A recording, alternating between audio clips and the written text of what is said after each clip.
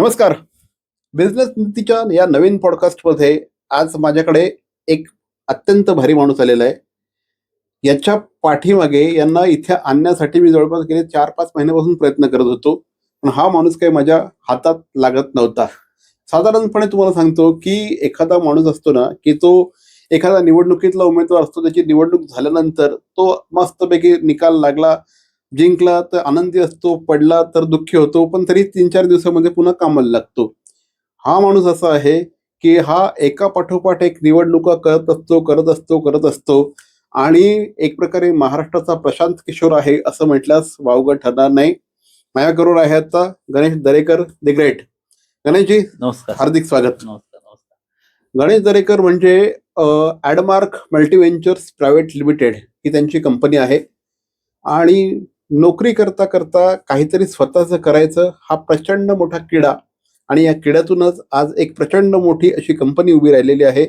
आणि मी तुम्हाला आकड्यांच्या भाषेत जर सांगायचं झालं तर कोट्यवधी रुपयांचा बिझनेस आहेच, कारण आपल्याकडे ही सीटच फक्त कोट्याधीश लोकांसाठीची आहे.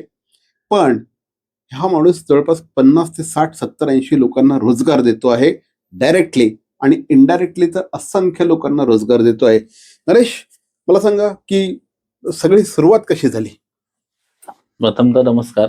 हम्म. विषय असा आहे की पहिलं तर करेक्ट करतो तुम्हाला. हम्म. थोडं काही कमिटमेंटमुळे थोडं डिले झालं, त्याबद्दल हं. तुमचं क्षमस्व. हम्म. परंतु आता मी सांगतो, बेसिकली मी गणेश सुरेश दरेकर. हम्म. तर बेसिकली कसं आहे की ॲडमॉक मल्टीव्हेंचर जी कंपनी आहे हम्म. ती मागील 15 वर्ष आम्ही ठाण्यातून मुंबई किंवा आता जवळजवळ भारतभर आपण ह्याच्या थ्रू कार्यरत आहोत. बरोबर. त्याबद्दल तुम्ही आता उल्लेख केला हम्म. की 50 ते 60 जणांची टीम आहे. आमचं हम्म. पुण्याला ऑफिस आहे, ठाण्याला ऑफिस हम्म. आहे. आणि फक्त निवडणुका किंवा काम करणं किंवा इलेक्शन कॅम्पेन करणं हा आमचा एखादा पर्टिक्युलर फोकस किंवा त्या रिलेटेड नाहीये. हम्म. निवडणुकांच्या व्यतिरिक्त सुद्धा कॉर्पोरेट क्लायंट्स किंवा बिझनेस प्रमोशन्स किंवा आता नवीन जे AI येऊ घातलंय बरोबर. त्याच्या रिलेटेड बऱ्याचशा गोष्टींमध्ये आपण काम करतोय एक्झॅक्टली बरोबर आहे. आणि त्याच्या दृष्टीने आपली वाटचाल आहे. प्रायमरीली आम्ही गणेश दरेकरांना ओळखतो कारण थोडाफार राजकीय नेत्यांबरोबरचा संबंध असल्यामुळे गणेश दरेकरांशिवाय निवडणूक होऊ शकत नाही असं अनेक राजकीय नेत्यांचं म्हणणं असतं. त्यामुळे प्रायमरीली त्यांची ओळख आमच्यासाठी एक राजकीय कॅम्पेन सांभाळणारे, ते यशस्वी करणारे एक उद्योजक म्हणून आमच्याकडे गणेश सरांची ओळख आहे. या सगळ्याची सुरुवात कशी झाली होती? आज तर आपल्याला खूप ॲडमार्क मल्टीव्हेंचर्स खूप छान दिसते, मोठी कंपनी दिसते. तुमच्या ऑफिसमध्ये मी येऊन गेलो, खूप मोठ्या लोकांची मोठी टीम आहे. सुरुवात कशी झाली होती? बेसिकली कसं आहे की माझं जे शिक्षण आहे ते फार म्हणजे एका छोट्याशा शाळेतून झालं. बरोबर. आणि लहानपणीपासून जो प्रवास जो होता हा स्ट्रगलिंगचा होता, घरची परिस्थिती वगैरे सांभाळून. पण त्यातूनही माझ्या आईची किंवा माझ्या घरच्यांची जी जिद्द होती शिकवण्याची, त्याच्यातून मी केमिकल इंजिनिअरिंग पूर्ण केलं, डिप्लोमा, आणि नंतर माझं पेन टेक्नॉलॉजी सुद्धा कम्प्लीट झालं. पण हे सगळं करत असताना मी पेंट क्षेत्रामध्ये किंवा कोटिंग, बरोबर, इंडस्ट्रियल कोटिंग क्षेत्रामध्ये मी चांगल्या पद्धतीने काम करत होतो. माझं टेक्निकल आणि सेल्स या दोघांमध्ये चांगला जम बसला होता. मी अगदी बिझनेस मध्ये येईपर्यंत शेवटच्या 2-3 वर्ष मी एका multinational company, European based multinational कंपनीमध्ये काम सुद्धा करत होतो. सगळं व्यवस्थित चालत असताना की मी पार्ट टाइम बिझनेस स्टार्ट करावा, आणि तो सुद्धा माझ्यासाठी नव्हता. माझी जी छोटी बहीण होती, बरोबर, तिचं बॅचलर ऑफ मास मीडिया झालं होतं. करेक्ट. तर तिला मीडिया क्षेत्रामध्ये काहीतरी सुरू करून द्यावं, की जसं जॉबमध्ये किंवा ह्याच्यामध्ये स्ट्रगल करतो तसं तिला नको करायला लागावं, ह्या हेतूने मी काहीतरी करावं तिच्यासाठी, ह्या हेतूने मी बिझनेस स्टार्ट केला. आणि जेव्हा बिझनेस स्टार्ट केला होता तर 2 वर्ष मी तो पार्ट टाइम करायचो, कारण की मी जेव्हा मल्टीनॅशनल कंपनीमध्ये असताना मला सॅटर्डे संडे ऑफ असायचा आणि संध्याकाळी 5-5:30 नंतर ऑलमोस्ट मी फ्री असायचो. बरोबर, तुम्ही सांगितलं 6 वाजता महाराष्ट्र शिंदे स्विमिंग पूलवर असायचे. म्हणजे एवढं कम्फर्ट लाईफ झालं होतं त्या काळात. म्हणजे आम्ही हे वर्ष 2008, 2009च्या टाइम त्या दरम्यान, की अगदी मी संध्याकाळी 5ला माझं जे ऑफिस पवईला होतं, पवईपासून मी अगदी अर्ध्या-पाऊण तासात मी घरी असायचो. बरोबर. आणि बरोबर 6:15च्या बॅचला मी गडकरी रंगायतांच्या स्विमिंग पूलला असायचो. तर ते फिलिंग असं यायला लागलं मला, म्हणजे एका पर्टिक्युलर टाइम मध्ये, की हे सगळं एवढं कम्फर्ट लाईफ चाललंय, म्हणजे एवढं स्मूथ लाईफ चाललंय, हे आपल्यासाठी नाही बनलंय. म्हणजे ह्याच्यामध्ये काहीतरी आपल्याला चेंजेस आणणं गरजेचं आहे. कारण की चांगली हेवी सॅलरी, सगळं मल्टीनॅशनल कंपनी असल्यामुळे Perks चांगले होते. म्हणजे अगदी 5 रुपयात तुमचं लंच असायचा, एखाद्या 1 रुपयामध्ये तुमचं ब्रेकफास्ट, अदर फॅसिलिटीज पण छान होत्या. हे सगळं खूप छान चाललं होतं, पण त्याच्या विरोधात मला वाटत होतं की हे कुठेतरी कम्फर्ट लाईफ साठी मी नाही जन्मलोय, किंवा हे कम्फर्ट. तर त्या बेसिसवरती मी बहिणीला बिझनेस स्टार्ट करून दिला होता इनिशियली, पण तिचा फोकस हा कुठेतरी मूवी पीआर मध्ये जास्त दिसत होता. आणि हे बघता बघता 2 वर्ष पार्ट टाइम मी लक्ष दिलं. पण आफ्टर दॅट वन्स म्हणजे एकदा थोडासा स्पार्क आला की बाबा हे फुल टाइम करणं गरजेचं आहे, ह्याला खूप वेळ देणं गरजेचं आहे. आणि त्याच्यातूनच मग कुठेतरी मी जनरली डिसाईड केलं, नाऊ आता एखादा तो म्हणतात ना, ते 2 माशांचे पॉट आहे, त्याच्यामध्ये एक छोटासा पॉट असतो आणि एक मोठासा असतो, आणि त्याच्यामधून ते उडी मारून एक मासा जातो. म्हणजे एक चित्र आहे बघा तुम्ही ते. तर त्याच्यामधून ती रिस्क होती लाईफची, ती खूप मोठी रिस्क होती, आणि ती रिस्क घेण्याचं मी डिसाईड केलं. हा कम्फर्ट झोन तोडणं किती अवघड होतं? कसं असतं, ह्युमन बॉडीला बदल हा आवडत नाही. करेक्ट. बदल हा म्हणजे तुम्ही बघा ना, एखादी गोष्ट तुम्हाला नवीन करायला सांगू द्या, कोणी तुमच्यावरती जोर जबरदस्ती करू द्या, तुम्हाला लवकर उठवायला लावू द्या अचानक मध्ये, किंवा तुम्हाला म्हणजे काही बदल, हा कुठल्याही पद्धतीचा बदल हा मानवी शरीराला किंवा ह्युमन बॉडीला एक्सेप्टेडच नसतो. तो त्याला विरोधच करत असतो. बरोबर. पण तो तुम्ही जेवढ्या फास्ट एक्सेप्ट करता, तुमचं थोडं इमोशन्सला कंट्रोल करता, आणि तुम्ही पटकन जर स्विचवर व्हायचा निर्णय घेता, तर नक्कीच तुम्हाला त्याच्यामधून थोडीशी त्रास होईल, तुम्हाला थोडंसं इतर अडचणी अडथळे येतील, परंतु तुम्ही तो काही एखाद्या मोठ्या गोष्टीवरती जाऊ शकता. तो डिसिजन मी घेतला की आता हे कम्फर्ट झोनचं लाईफ तोडायचं, सॅटर्डे संडे आरामाचं लाईफ आपल्याला तोडायचं आहे. आपल्याला काहीतरी बिझनेस सेटअप मध्ये यायचं, आणि त्या अनुषंगाने I switch out and I started business in 2011. तो किस्सा भारी आहे. काहीतरी सगळे सासू सासरे, आई वडील, बायको, भाऊ बहीण, मित्र, नातेवाईक सगळे सांगत होते, अरे एवढे छान पगार आहे, एवढे छान पर्क्स आहेत, सगळं मिळतंय व्यवस्थित, घर भारी चाललेलं आहे.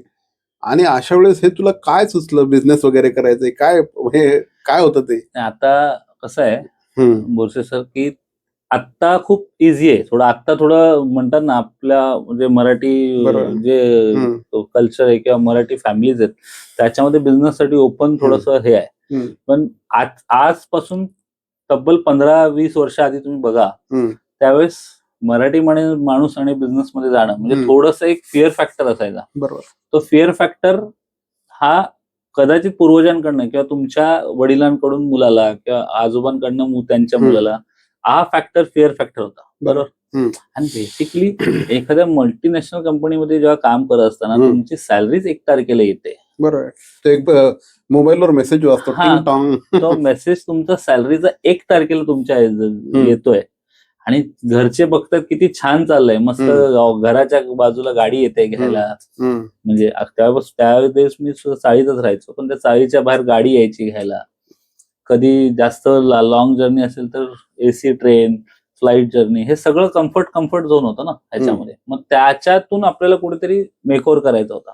आणि हे सगळं करत असताना मी घरी फक्त, माझं अवघड नुकतं लग्न झालं होतं, म्हणजे डिसेंबर 2010 माझं लग्न झालं होतं. आणि आफ्टर आय गेस फक्त जून, जुलै, ऑगस्टच्या दरम्यान मी डिसिजन घेत होतो की बाबा आय हॅव टू आता बिझनेस मध्ये फुल फ्लेज वाटत बघत होते की काय लग्न झाल्यावरच बिझनेस करायचा, त्याशिवाय, कारण बिझनेस पण देत नाहीत. बरोबर आहे, तसं नव्हतं. पण असं नव्हतं, पण काय की तो एक डिसिजन, एक आता मनाशी गाठ पक्की बांधायची होती की बाबा आता आपल्याला एक पूर्ण फुल फ्लेज बिझनेस करायचा आहे. आणि हे बिझनेस करत असताना मी माझ्या बायकोला सांगितलं, म्हणजे तिला सांगितलं की मला आता बिझनेस करायचा फुल फ्लेज. आता तू जॉब करतेस, तू कर, मी फुल फ्लेज बिझनेस करेन. तिने माझ्या तोंडावर तर होकार दिला, मला छान म्हणजे ओके बोलली. पण कुठेतरी माझ्या आई वडिलांशी तिने चर्चा केली, तिच्या आई वडिलांशी चर्चा केली, माझ्या काही क्लोज फ्रेंडशी चर्चा केली. आणि हे सगळं करत असताना मला एक जाणवू लागलं की 15 दिवसानंतरचं वातावरण वेगळं झालं होतं. म्हणजे अक्षरशः तुम्हाला सांगतो की युद्धजन्य परिस्थिती म्हणजे हे वातावरण कुठेतरी असं कोल्ड वॉर पद्धतीने झालं होतं. हम्म. सगळे लोक अगदी अक्षरशः एक मीटिंग कॉमन घेतली.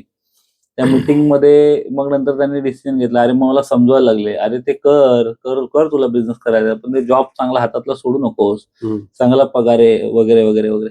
आणि मला सर्व म्हणजे जे जे तुमच्या पॉडकास्टच्या आपल्या माध्यमातून किंवा जे मला जे जे ऐकतात त्यांना एकच, ज्याला उद्योजकतेत यायचंय त्याला ही फेज हँडल करणं फार गरजेचं आहे.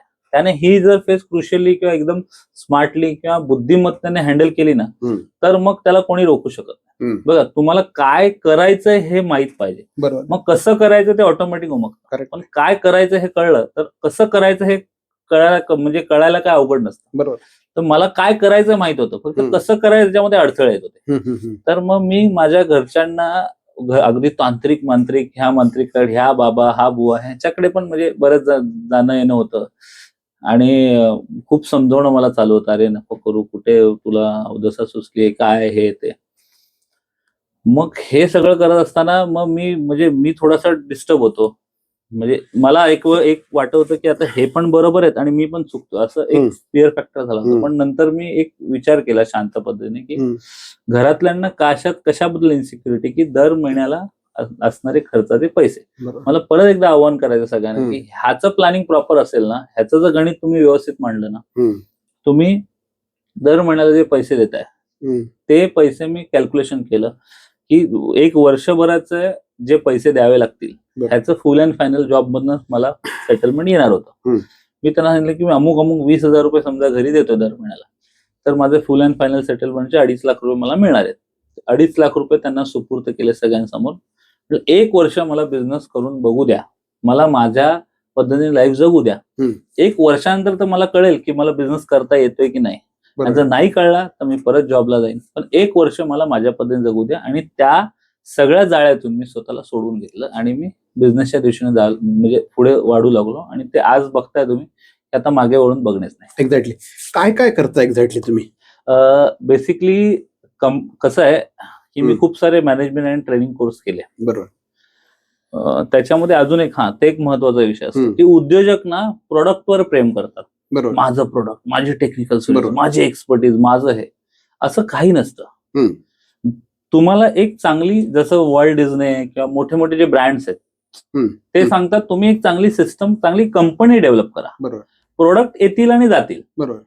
उद्या तुम्ही शूज सर्व्हिसेस पण विकाल, उद्या तुम्ही कॅमेरा सर्व्हिस पण विकाल, उद्या तुम्ही एखादे बँक्वेट हॉल पण विकाल, इंटरनेट सर्व्हिसेस विकाल, एन नंबर ऑफ. म्हणजे तुम्ही एखाद्या फूड बिझनेस मध्ये पण जाल, एअरलाईन्स मध्ये जाल. See you need to build a good company, good team, system, process. ह्या तुम्हाला कंपनीमध्ये डेव्हलप करणं गरजेचं आहे. बरोबर. ह्या एकदा डेव्हलप झाला ना, मग प्रोडक्ट फक्त इन आउट असतं. करेक्ट. बरोबर. आमच्या प्रोडक्ट जर्नी बद्दल म्हणाल तुम्ही, so initially we started with one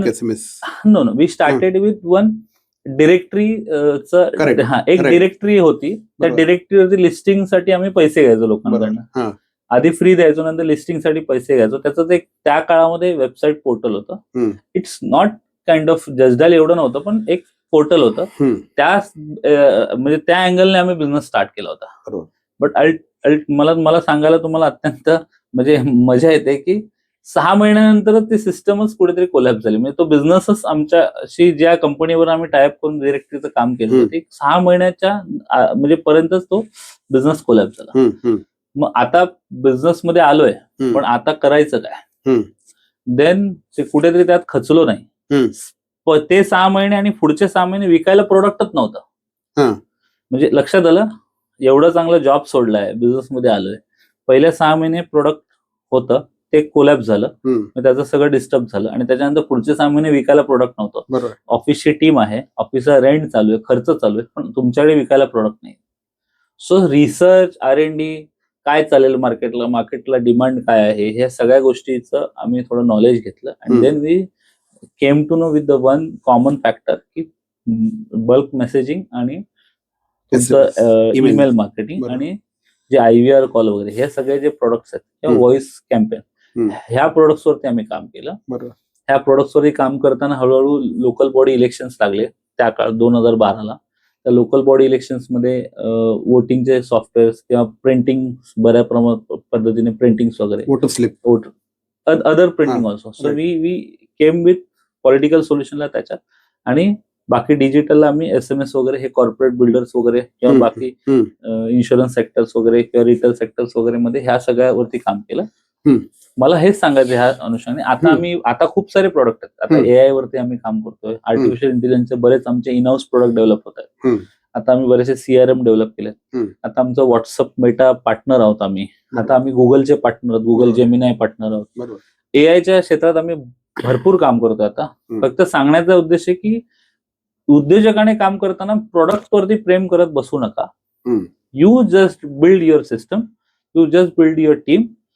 product येतील जातील. बरोबर. एकदा तुमच्याकडे स्ट्रॉंग टीम असेल, स्ट्रॉंग माणसं असतील, तर डेफिनेटली म्हणजे then it is very easy to sell anything. तुमचं ना ते खूप चांगलं वाक्य आहे की एखाद्या प्रॉब्लेमचं सोल्युशन म्हणजे बिझनेस.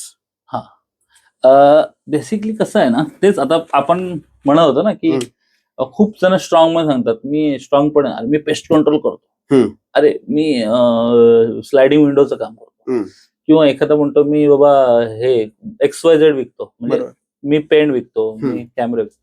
हे प्रॉडक्टला, स्वतःच्या बिझनेसला प्रेम करून बसतात ना लोक. ठीक आहे, तर खरंच उद्योजकाने थोडस स्वतः, म्हणजे जसं म्हणतात ना की साप आपली काठ टाकत राहतो, बरोबर. उद्योजकाने काठ टाकत राहिली पाहिजे.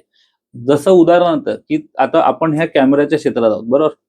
उद्याची कोडॅकने चूक केली होती, बरोबर. कोडॅकने स्वतःचं प्रोडक्ट लाईन चेंज करणं, बरोबर. किंवा जेव्हा पेजर होते, पेजरच्या कंपन्यांनी मोबाईलवरती डायव्हर्सिफाय होण्यासाठी बघितलं नाही, किंवा नोकिया, सॅमसंग, XYZ, अँड्रॉइड, खूप सारी उदाहरणं आहेत. तुम्ही एखाद्या प्रोडक्टच्या रिलेटेड प्रेम न करता मार्केटमध्ये तुमच्या क्षेत्राशी पॅरलल किंवा तुम्हाला काही जमेल ह्या क्षेत्राशी काय काय सर्व्हिसेस ऍड ऑन करू शकता ह्याच्यात बघायला पाहिजे. मग ह्याचं एक मध्य म्हणजे ना काय असतं की कुठल्याही प्रॉब्लेम असतो ना, प्रॉब्लेम त्याचं सोल्युशन काढणे म्हणजे सेल जनरेट करणं. बरोबर. म्हणजे मला आज काय प्रॉब्लेम आहे, बरोबर, आज मला माझी ऑफिसची सिस्टम लावायची, बरोबर, मग त्यासाठी खूप उशीर लागतोय, मग म्हणून AI आलं. करेक्ट. लोकांना खूप साऱ्या किचकट सिस्टम्स मध्ये काम करायला लागायचं, लोकांना खूप सारे किचकट व्हिडिओ एडिटिंग मध्ये काम करायला लागायचं. बरोबर. सो नाऊ AI फीचर असं डेव्हलप झालं की बाबा तुम्ही एखादा खूप अनपढ आणि अनाडी माणूस सुद्धा पटकन त्या गोष्टी AI मध्ये व्हिडिओ एडिटिंग करू शकतो, बरोबर. इमेज आणि डिझाईन जनरेट करू शकतो. तो प्रॉब्लेम होता ना, प्रॉब्लेमच सोल्युशन आलं, म्हणून AI एक प्रोडक्ट आला, हा एक बिझनेस मॉडेल रेडी झालं. करेक्ट. प्रत्येक क्षेत्रामध्ये ते प्रॉब्लेमचं सोल्युशन म्हणजे बिझनेस जनरेट. एक्झॅक्टली. यांचं ना एक खूप कंपनी आज 50-60 लोकांची टीम आहे, पण मगाशी गप्पा मारताना त्यांनी खूप छान सांगितलं की जवळपास आजपर्यंत 200 ते 250 लोकांना मी तयार केलेलं आहे म्हणे. आणि हे तयार कसं करतात माहिती का, की त्यांच्या कंपनीमध्ये ते कधीही एक्सपर्ट लोकांना घेत नाहीत. खूप हे जर सांगा ना, तुम्ही सांगा ना काय ते. बेसिकली कसं आहे सर, काही पास्ट एक्सपिरियन्स मधून इन्स्पिरेशन घेतलं आम्ही, किंवा बाय डिफॉल्ट होत पण गेलं, किंवा जसं तुम्ही जशी सृष्टी तशी दृष्टी तशी सृष्टी, असं उदाहरण आहे. बेसिकली आधीपासून ठरवलं होतं की जे जे तळागाळातले आहेत, जे तळागाळातले आहेत, जे खूप ज्यांच्यावरती फोकस नाही कोणाचा, असे आपण माणसं हेरायचे, त्यांना तुम्ही तयार करायचंय. कसं असतं माहितीये का, की माणसाचं स्किल तुम्हाला डेव्हलप करता येतं, बरोबर. माणसाचं जर समजा त्याच्यात प्रामाणिकता असेल तर त्याच्यामध्ये नॉलेज आणि स्किल तुम्हाला डेव्हलप करता येते, पण प्रामाणिकता असणं गरजेचं आहे. आणि मुळात म्हणजे तुम्ही जेव्हा ग्रामीण, आता माझ्याकडे जी टीम आहे तुम्ही म्हणजे बघाल, कोण धुळ्यातला मुलगा आहे, कोणी जळगावचा मुलगा आहे, कोणी कुठे नगर साईडचा मुलगा आहे, म्हणजे कुठलाही असा, कोणी कोल्हापूरचा आहे. आणि yes, so this all people, all guys are, त्यांना ऑपॉर्च्युनिटी अशी मोठ्या मोठ्या कंपन्यांनी दिलीच नसेल. भले आज माझ्याकडनं ऑपॉर्च्युनिटी म्हणजे घेऊन ते पुढे जातील, बरोबर, पण ह्यांना आज ऑपॉर्च्युनिटी देणारं कोणी नव्हतं ना. त्यांना एक्सपिरियन्स मागत होते, त्यांना वर्स एक्सपिरियन्स मागत होते, बरोबर. त्यांना XYZ ठिकाणी, म्हणजे बऱ्याच ठिकाणीचा म्हणजे बऱ्याच गोष्टीची डिमांड केली जात असेल. पण आम्ही तसं नाही केलं. आम्ही त्यांना घेतलं, त्यांना त्या त्या क्षेत्रात त्यांचं फोकस करून कौशल्य डेव्हलप केलं, आणि आज ते त्यांच्या, माझ्या कंपनीसाठी किंवा त्यांच्या फील्डमध्ये, त्यांच्या क्षेत्रात मोठं काम करतात, बरोबर. सर मला एक म्हणायचं की आपले एक मराठी डायरेक्टर होते, नागराज मंजुळे, त्यांनी कधीच खूप एक्सपर्ट आणि मोठ्या ऍक्टर ऍक्ट्रेस लोकांना त्यांच्या इनिशियल मुव्हीज मध्ये बघाल तुम्ही, तर त्यांनी कधीच मोठे नावं घेतलीच नाही. आणि त्यांनी छोट्यांना घेऊन अगदी मोठ्या पडद्यावरती त्यांना झळकवलं. बरोबर. त्याच स्टाईलमध्ये आपण काम करतो आणि माझे विजन आणि मिशन स्टेटमेंट तेच आहे की आपल्याला अशी ऑर्गनायझेशन डेव्हलप करायची ज्याच्यामध्ये सर्व लोकांचा समावेश असेल आणि जास्तीत जास्त त्या लोकांमधूनच खूप मोठं. भवानी ज्वेलर्स ठाणे, पारंपरिक आणि आधुनिक दागिन्यांचा अप्रतिम संगम. प्रत्येक स्त्रीची पहिली पसंती भवानी ज्वेलर्स ठाणे. नक्की भेट द्या. CP Goenka International School, nurturing talent at young age for scholastics, sports and performing arts in global perspective. Proud to have world toppers and country toppers in 10th standard Cambridge examinations. Ranked the best emerging school by the Times of India for personality over percentage. CP Goenka is the intelligent choice.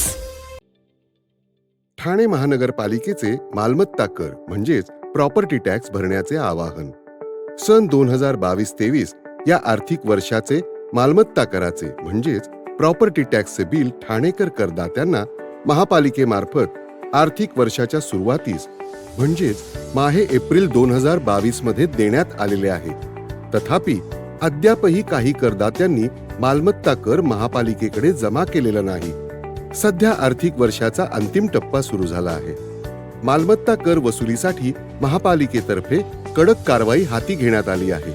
या अंतर्गत जंगम मालमत्ता, TV, fridge, वाहन व इतर जप्त करणे तसेच स्थावर मालमत्ता वॉरंट बजावून जप्त करण्यात येत असून मालमत्तेचा जाहीर विक्रीद्वारे लिलाव करून कराची रक्कम वसूल करण्यात येत आहे.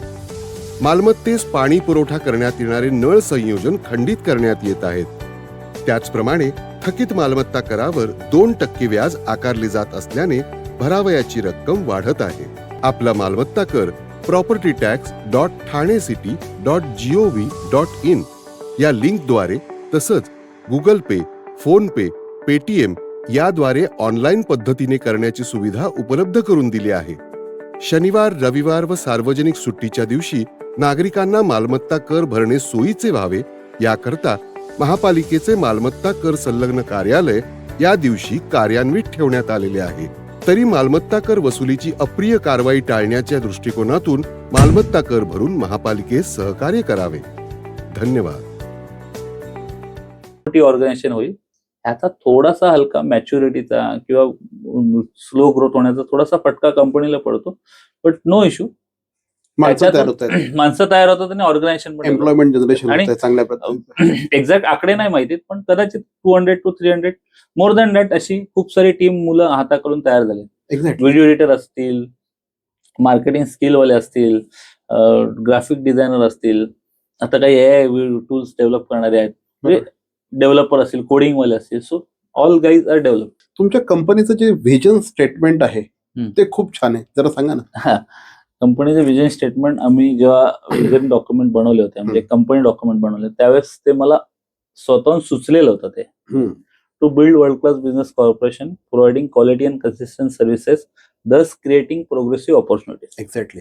तर ह्याच्यातूनच सर्व, म्हणजे ह्याचा जर अर्थ बघितला तर खूप वर्ल्ड क्लास बिझनेस कॉर्पोरेशन आपल्याला डेव्हलप करायचं. कारण की कुठल्याही कंपनीला, प्रत्येक कंपनी आहे बघा, सेल्फ व्यक्ती असतो, त्याला प्रत्येकाला स्वतःचं विजन असतं, त्याला ते विजन साध्य करण्यासाठी तो त्याचं मिशन ठरवतो. बरोबर. मग त्याला व्हॅल्यूज असतात. बरोबर. म्हणजे माणसाचं काय असतं की मला खूप मोठं व्हायचंय, बरोबर, मला मोठं व्हायचंय, मला पैसे कमवायचे, मला एखाद्या अमुक अमुक क्षेत्रामध्ये नाव कमवायचे, बरोबर. त्यासाठी त्याचं मिशन काय असतं, त्यासाठी मी एवढ्या क्षेत्रात एवढे वर्ष काम केलं पाहिजे, एवढा अनुभव घेतला पाहिजे, हे मिशन असतं. व्हॅल्यूज काय, मी कधी कोणाला फसवणार नाही, मी चोरी करणार नाही, मी प्रामाणिक राहीन, हे सगळ्या व्हॅल्यू असतात. तशा प्रत्येक ऑर्गनायझेशनच्या पण व्हॅल्यू असल्या पाहिजे, विजन मिशन व्हॅल्यू असल्या पाहिजेत.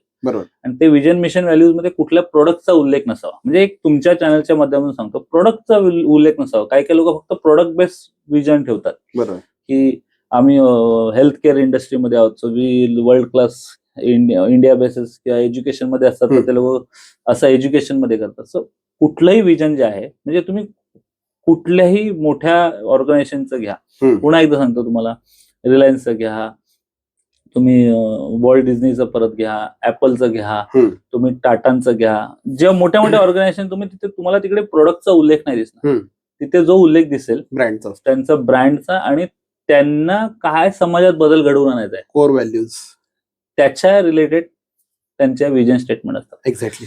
आणि ह्याच्यामधून थोडंसं छोटंसं ऍड करतो हं. की म्हणजे आमचे जे लक्षवेध आणि ज्या आमचा जो हं. सगळा परिवार आहे त्याच्या माध्यमातून एक छोटीशी गोष्ट सांगतो. लोक हं. नेहमी काय म्हणतात की मी 100 कोटीचा व्यवसाय करेन तेव्हा मी जॅकेट घालून फिरत जाईन, परफ्यूम मारून फिरत जाईन, रोज हं. शेव करून फिरत जाईन. अरे 100 कोटीचा बिझनेस केल्यानंतरच तू रोज जॅकेट घालून किंवा प्रॉपर शेव करून किंवा प्रॉपर बॅग लेदरची घेऊन फिरलं म्हणजे चांगले शूज घालून फिरेन याची गरज नाहीये. हं. 100 कोटीचं होण्यासाठी जे जे करावं लागेल ते आजपासून ज्या ज्या गोष्टी करू शकतो त्या तुम्ही आजपासून इम्प्लिमेंट केलात बरोबर. तसं तुम्ही वागायला लागलात, समाजात फील करायला लागलात, हं. तर तुमच्याकडे त्या म्हणतात ना निसर्गाचा नियम आहे की लॉ ऑफ अट्रॅक्शन. तर लॉ ऑफ अट्रॅक्शन मध्ये तुम्ही म्हणू शकता की जे जे तुम्ही व्हिज्युअलाइज करताय ते तुमच्या जवळ यायला सुरू होते. अतुल राजोळी, अजून राजेश अथायडे, बरोबर. आता तुम्ही जे बोललात दोघांचे पण माझ्याकडे मोठी उदाहरणं आहेत. दोघांची पण तुम्ही अतुल सर पण हां. आणि राजेश सर. सेंट अँजेलिसला राजेश सर. मी अतुल सरांना आजपर्यंत कधीही जॅकेट शिवाय बघितलेलं नाही. बरोबर. मी राजेश अथायडेंना कधीही आजपर्यंत ब्लेझर शिवाय बघितलेलं नाही. म्हणजे कर्ण जसं कवच कुंडला घेऊन आला होता तशी दोन माणसं हे घेऊन आलेले आहेत की काय असं वाटतं. पण त्याच्यामुळे त्यांचा ऑरा किती पसरलेला आहे. हो, म्हणजे तेच आहे ना की हं. सांगण्याचा उद्देश असा आहे की लोक म्हणतात 1000 कोटीची कंपनी करेन तेव्हा हं. तुम्ही आज तशी वागायला चालू करा. बरोबर. तुम्ही तसं तुमच्या म्हणजे त्याचा अर्थ असा नाही की तुम्ही खूप असे उर्मट व्हा, हं. उद्धट व्हा, असं नाही. हं. पण you start behaving like that की तुम्ही तसे बसा त्या पोजमध्ये, त्या पोझिशन मध्ये लोकांशी बोला. जसं 100 कोटीचे टर्नओव्हरवाले लोक बोलतात तसं, हं.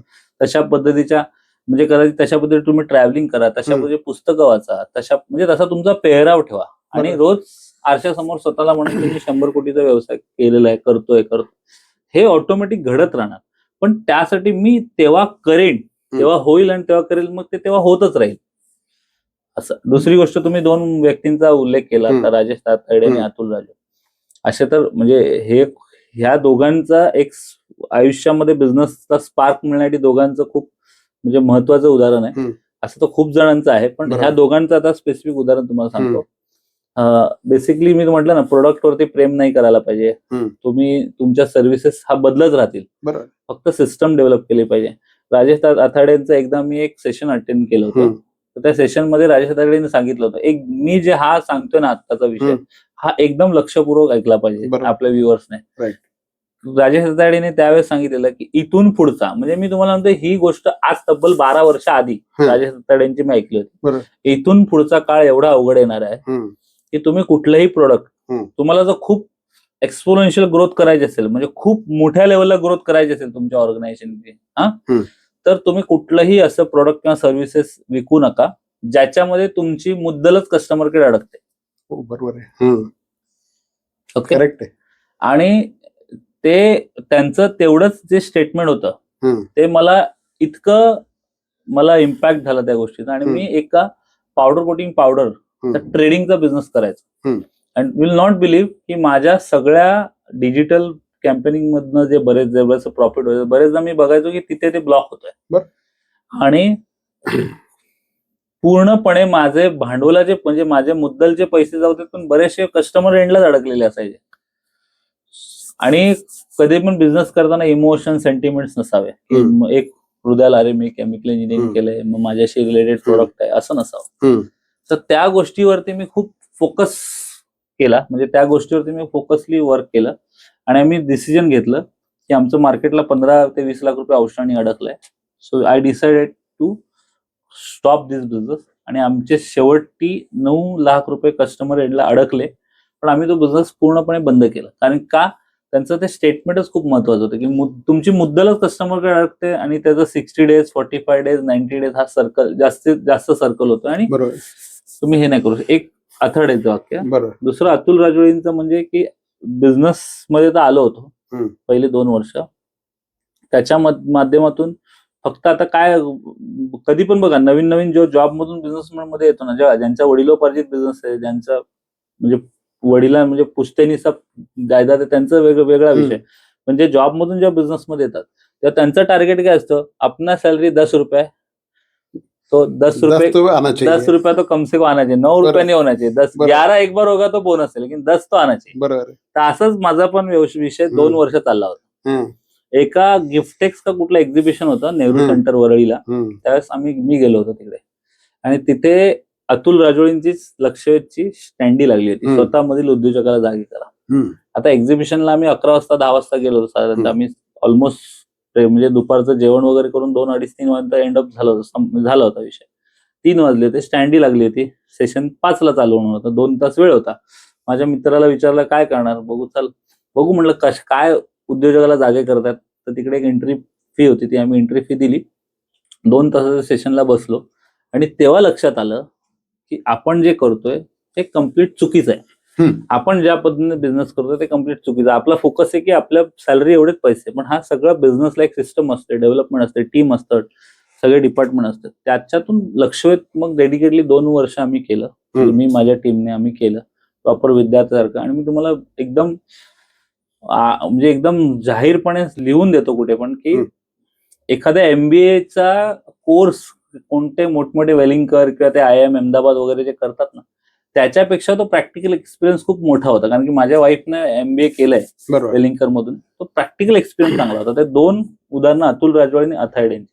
त्याला लास्ट एक मराठ्यांचं फक्त देतो, अजित मराठ्यांचं देतो. अजित मराठ्यांचं गडकरीला मी एक सेशन अटेंड केलं. अजित मराठे म्हटले की उद्योजकाच्या बाबतीत काय होतं की उद्योजक हा नेहमी त्याला जे आवडतं ना तेच पटकन करायला बघतो तो. बरोबर. म्हणजे एखादा उद्योजक समजा अकाउंट फील्ड मधून आलेला असतो, तर तो सतत अकाउंट घेऊनच बसतो, तर त्याला आवडतं. पण तो मार्केटिंग फील्ड मधून नसतो, म्हणजे त्यामुळे मार्केटिंग डेलिगेट करायला बघतो, त्यात जास्त तो फोकस करत नाही, किंवा सेल्सचं जास्त लक्ष देत नाही, किंवा पर्चेसिंगचं लक्ष देत नाही. तर उद्योजकाला जे येतं ना ते तर त्यांनी केलंच पाहिजे, जे येत नाही ते जास्त केलं म्हणजे शिकलं पाहिजे, आणि त्याच्यावरती फोकस केला पाहिजे. एक्झॅक्टली. आता तुम्ही फोकस अजित मराठेंच्या विषयावर आलात, फोकस बद्दल बोललात. मी मगापासून तुम्हाला ऍक्च्युली तुम्ही 3-4 वेळेस फोकस केलात. अजित मराठेंच्या आमच्याच एका मीटिंगला अजित मराठे आले होते. सकाळी 7:30ला मीटिंग होती, 10ला अजित मराठेंचं भाषण होतं. अजित मराठेंचं वाक्य होतं की फोकस बद्दलच ते बोलत होते. What is focus, what is focus. Focus बद्दल ज्यावेळेस ते बोलले, त्यांचं वाक्य खूप जबरदस्त होतं. त्याच्यानंतर आमची आदित्य ॲडव्हर्टायझिंग खऱ्या अर्थाने मोठी झाली. त्यांचं वाक्य असं होतं की एका गोष्टीसाठी 99 गोष्टींना नाही म्हणणं म्हणजे फोकस. असलं जबरदस्त वाक्य होतं ते. पण ती एक गोष्ट एवढी जबरदस्त करायची की साला 99 गोष्टी सोडल्याचं दुःख होतं कामा नये मनामध्ये. टोटल सगळं. आम्ही त्याच्या आधी पुस्तकं विकायचो, त्याच्या आधी मी इन्शुरन्स एजन्सी होती, मेडिक्लेम विकायचो, सगळं करायचो. स्वतःचं चॅनल आहेच आपलं. Then I decided to quit everything and सगळा फोकस आम्ही आमच्या आदित्य ॲडव्हर्टायझिंगवर आणला, आणि त्याच्यातही निश मध्ये गेलो. आणखी टेलिव्हिजन मध्ये आज प्रचंड काम करतो आम्ही. पण त्या एका वाक्यामुळे एवढा मोठा बदल घडला. व्यवसायामध्ये चांगलं लिस्नर असणं किती इम्पॉर्टंट आहे, खूपच गरजेचं आहे. कारण की बरेचदा म्हणजे मी माझ्या बाबतीत काही चुका होतात, किंवा मी माझे काही बिझनेस मित्र बघतो त्यांच्या बाबतीत चुका होतात, की उद्योजक ना हे नेहमी समोरच्याला उलट उत्तर द्यायचंय म्हणून ऐकतात. बरेचदा असं होतं की ते पूर्ण ऐकतच नाहीत, बरोबर, पण समोरच्या 1-2 वाक्यामध्ये जज करतात आणि पटकन त्याला त्याच्यावरती एक्सप्लेनेशन द्यायला चालू करतात. आणि नंतर कळतं की बाबा त्याचं आउटपुट वेगळंच होतं, त्याला काहीतरी वेगळंच बोलायचं होतं. हा लक्षात. सो लिसनिंग फॅक्टर म्हणजे आता जसं मी म्हटलं की खूप तळागाळातल्या मुलांमध्ये, अगदी फार चाळीतल्या झोपडपट्टीतून आलेल्या मुलांना पण मी चांगलं आता ते डेव्हलप झालेत. पण ते जेव्हा एखादी गोष्ट मला सांगतात की सर हे AI टूल असं नाहीये, हे डेव्हलपमेंट स्कोप असं नाहीये, हे असं नाहीये, तर त्यावेळेस मी आमची एक सॅटर्डे रिव्ह्यू मिटिंग होते ऑफिसला. दर सॅटर्डेला आम्ही रिव्ह्यू मिटिंग फुल डे ठेवतो, म्हणजे पहिले 2-3 तास काम, नंतर रिव्ह्यू मिटिंग. तर प्रत्येक नवीन मुलाकडून त्याने काय केलंय आणि त्याच्या सिस्टम मध्ये त्याचं काय गोष्टी वर्क करणार आहे ऑर्गनायझेशनला किंवा काय, तर अगदी विद्यार्थ्यासारखे आम्ही ऐकतो. म्हणजे एकदम म्हणजे तुम्ही जर ते केलं देन ओनली तुम्ही तुमच्या याच्यामध्ये फास्ट प्रोग्रेस करू शकता. एक्झॅक्टली. वेळेचं बंधन आहे. ऍडमार्क मल्टीव्हेंचर्स कुठे बघता, आणखी डाऊन द लाईन पुढची 5-10 वर्षांमध्ये ॲडमार्क मल्टी व्हेंचर्स कुठे कुठे असणार आहे आणि गणेश दरेकरांना कुठे बघतात? नाही, त्याच्यामध्ये ऍडिशन असं आहे, वेळेचं बंधन आहेच बरोबर, की प्रत्येक उद्योजकाने त्याचं जे बिझनेस आहे हा 1 वर्षाचा प्लॅनिंग, 5 वर्षाचं प्लॅनिंग, 10 वर्षाचं प्लॅनिंग अशा स्वरूपात पाहिजे. ओके, बरोबर आहे. आणि ही ब्लूप्रिंट आमची दरवर्षी, म्हणजे जे प्लॅनिंगचं ब्लूप्रिंट आहे ती दरवर्षी अपग्रेड होत जाते. पुढच्या 5 वर्षात काय, आत्ताच्या स्टेजला आम्ही आमचं मुंबईमध्ये म्हणजे ठाण्यामध्ये ऑफिस आणि आमची जी टीम आहे, आम्ही पुण्यामध्ये ऑफिस चालू, काही आमच्या ऍक्टिव्हिटीज दिल्लीमध्ये पण आहेत चालू वर्किंग. तर पुढच्या पूर्ण काळामध्ये आम्ही ओव्हरसीज मध्ये म्हणजे लाईक दुबई आणि ह्या भागामध्ये आमचं सगळं ऑपरेशन चालू असतील. बरोबर. आणि इंडियामध्ये तर आम्ही पसरलेलो असूच. आणि खूप काही गोष्टी आहेत, म्हणजे परत एकदा म्हणतो, एखाद्या प्रोडक्ट बेस्ड सर्व्हिसवरती मी नाही कमिट करू शकत, परंतु ज्या अपकमिंग टेक्नॉलॉजी असतील त्याच्या क्षेत्रातून सर्व गोष्टी आम्ही अडॉप्शन केलेल्या असतील आणि त्याच्या क्षेत्रातून आम्ही लोकांना जास्तीत जास्त, उद्योजकांना किंवा इंडस्ट्रीजला कशी हेल्प होईल ह्या क्षेत्रात आम्ही काम करत असतो. एक्झॅक्टली. कसं आहे ना की अनेक गोष्टी म्हणजे आपल्या स्वतःच्या व्यावसायिक लाईफमध्ये अनेक गोष्टींची स्थित्यंतर आपण बघितलेली आहेत. म्हणजे सपोज जर का 2000 पासून आपण सिरियसली बिझनेसमध्ये आलो असं पकडलं तर अनेक गोष्टी, मध्यंतरी .com येऊन गेलं, त्याच्यानंतर आणखी काही काही स्थित्यंतर आली, त्याच्यानंतर आणखी काही काही बदल होत गेले आणि आता AI आलेलं आहे. आता .ai लागतं. आता AI मध्ये तुम्ही बऱ्यापैकी मोठ्या प्रमाणात काम करता आहात. एक्झॅक्टली काय करता आहात? AI आता जस्ट सांगतो तुम्हाला की आय गॉट अ कॉल, म्हणजे तो एक नॉर्मल किस्सा आहे. तुम्ही प्रत्येक, मी उद्योजकांना सांगतो की तुम्ही काय काय उद्योजक 1-2 वर्षातच एवढे स्वतःला मोठे समजतात, बरोबर आहे, ते कॉल घेत नाहीत. आणि मी खूप सारे उद्योजकांना ऐकलंय की म्हणजे अगदी असं वाक्य बोलू नये, पण अगदी हाफचड्डीतला मुलगा आता 1-1.5 वर्ष काम करतोय, बिझनेस करतोय आणि बोलतो मी अननोन कॉल उचलत नाही बरं का. म्हणजे हे उद्योजकांनी खूप छोट्या छोट्या बारीक गोष्टी समजणार घ्या. एक्झॅक्टली. तर तसं नका करू. I receive every spam call also. म्हणजे ना तुम्हाला एक फक्त याच्यामध्ये ऍडिशन, हे आपण जे गप्पा आहेत त्याच्यामुळे आणि दोघंही बिझनेसमध्ये असल्यामुळे, एक्सपिरियन्सेस असल्यामुळे काही गोष्टींना शेअर करणं मला असं हे वाटतं. जसं मगाशी अजित मराठेंचा विषय आला, एक म्हणजे खूप मोठे क्लायंट आहेत, जवळपास 100 कोटीची कंपनी आहे. आम्ही ज्यावेळेस जाहिराती सुरू केल्या त्यावेळेस भरपूर कॉल लागायचे. तर मी एकदा त्यांना सांगितलं, सर तुम्ही का बरं कॉल घेताय, प्रत्येक कॉल घेताय, असिस्टंटला आपण देऊ शकतो किंवा काहीतरी देऊ शकतो. त्यांनी मला खूप चांगलं सांगितलं, नितीन तुला हा फक्त कॉल वाटतोय म्हणे, पण तुला माहितीये का या एका कॉलची किंमत किती असते? एका कॉलची किंमत कमीत कमी 70,000 ते 80,000 रुपये असते. कारण त्या एका कॉलमुळे आपलं प्रोडक्ट विकलं गेलं तर आपल्या कंपनीमध्ये 70,000 ते 80,000 रुपये येणार आहेत. आणि त्याच्यामुळे I cannot take this luxury to avoid this call. म्हणजे आणि ही गोष्ट आजपासून 15 वर्षापूर्वीची, आणि हे अशा प्रकारचे प्रिन्सिपल्स त्यांनी वापरले, त्याच्यामुळेच बिझनेस आज 100 कोटीपर्यंत गेलेला आहे.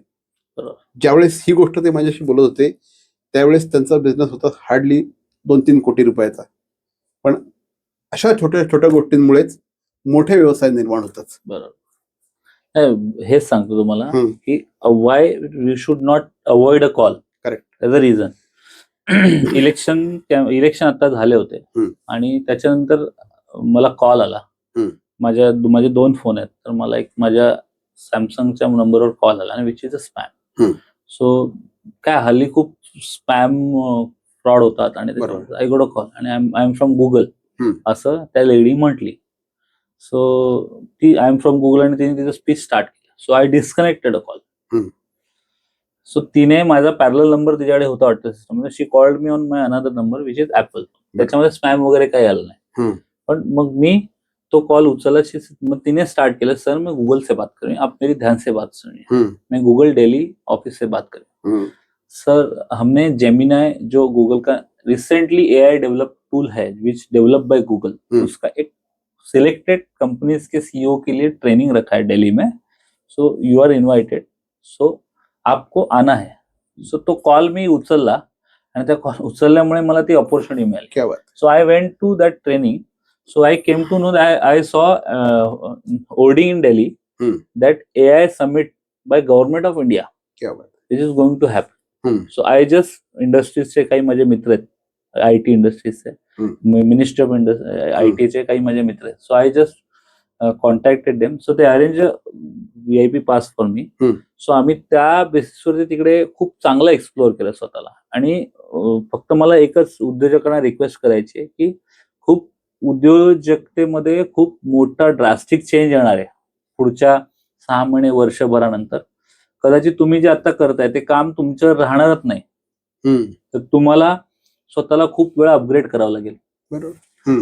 तर तुम्ही स्वतःला अपग्रेड करत असताना तुम्हाला आणि तुमच्या टीमला जे आर्टिफिशियल इंटेलिजन्स जे नवीन येऊ घातले त्याच्या बऱ्याच अंशी ट्रेनिंग देणं गरजेचं आहे. त्याच्या बऱ्याच अंशी अडॉप्शन करणं गरजेचं आहे. बऱ्याच अंशी त्याचं कुठेतरी स्टार्ट इम्प्लिमेंटेशन तुमच्या सिस्टम मध्ये पाहिजे. जर हे नसेल किंवा हे तुम्ही अवॉइड केलं तर कदाचित म्हणजे कुठून इथं तुम्ही जिथे आहात तिकडेच राहाल किंवा तुम्ही इंडस्ट्रीतून वाईप आउट होऊन जाल. सो हे खूप म्हणजे काही महत्वाच्या गोष्टी. आणि तिथे बघत असताना AI समिट बद्दल एक महत्वाचं जाणवलं की सगळ्या कंपन्यांनी ऑलमोस्ट सगळे AI टूल बनवून टाकलेत. म्हणजे डेल झालं तुमचं, जिओ झालं तुमचं, एअरटेल झालं तुमचं, वोडाफोन झालं, एव्हरीबडी, टाटा झालं तुमचं, जेवढे मोठे मोठे corporate, they have more than 100+ AI product services with them. म्हणजे तुमचं घरात स्मार्ट होम सिस्टम पासून, स्मार्ट ऑफिसेस पासून, तुमच्या अगदी एक्सेल मॅनेजमेंट पासून सर्व database management, everything is under control by AI. And upcoming few months, not an year, काही महिन्यात तुम्ही बघाल की त्याचं इम्प्लिमेंटेशन स्टार्ट झालेलं आहे. म्हणजे कंपन्यांच्या HR सिस्टम पासून तुमच्या अकाउंटिंग, मॅनेजमेंट, सेल्स सिस्टम. आता तर मी माझ्या कंपनीत इम्प्लिमेंट करतोय, तुमच्या माध्यमातून सांगतो की we are developing AI agents. म्हणजे तुम्ही बिलीव्ह नाही करणार, अशी सिस्टम आहे ती. इथे AI एजंट्स लोक इंटरनेटवरून माझ्याशी प्रॉस्पेक्टिव्ह कस्टमर्सचा डेटा फेच करणार. बरोबर. मग त्यांच्या नंबरवरती ईमेल किंवा मेसेजिंग किंवा कॉलद्वारे ते लोक अटेम्प्ट करणार. AI चीच आर्टिफिशियल एजंट्सच बोलणार, त्यांना प्रपोजल वगैरे AIच पाठवणार. ओके.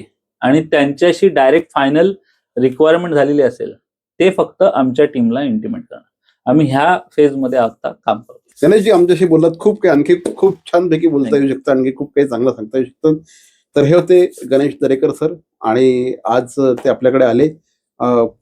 खूप हा त्यांचा प्रवास अत्यंत प्रत्येकाला अभिमानास्पद अशा प्रकारचा प्रवास आहे. आणि खरंच मला सांगतो पुढच्या 5-10 वर्षांमध्ये हा माणूस महाराष्ट्राच्याच नव्हे तर संपूर्ण राज्याच्या उद्योग शिखरावर एक तळपणारा तारा असणार आहे. गणेशजी आमच्याशी बोललात त्याबद्दल धन्यवाद. थँक्यू. Thank you very much.